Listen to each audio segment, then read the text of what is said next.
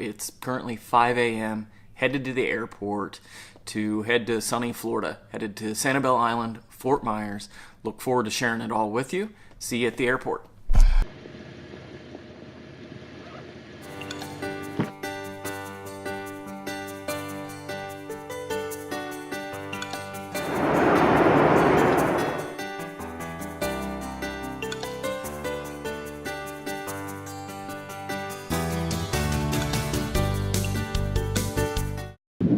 So today, I'm going to say was an interesting day.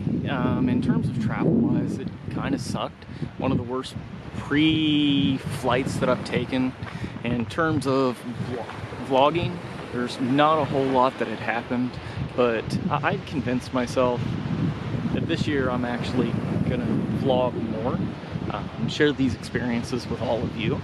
So it's something new. It's a little bit weird to be out here on the beach, everyone looking at me like, what's this guy doing? But at the same time, I gotta document, gotta create, gotta get the content out and share beautiful Sanibel Island with all of you. Hopefully tomorrow is a lot more successful. Tomorrow is New Year's Eve, got some plans. That should turn out pretty well.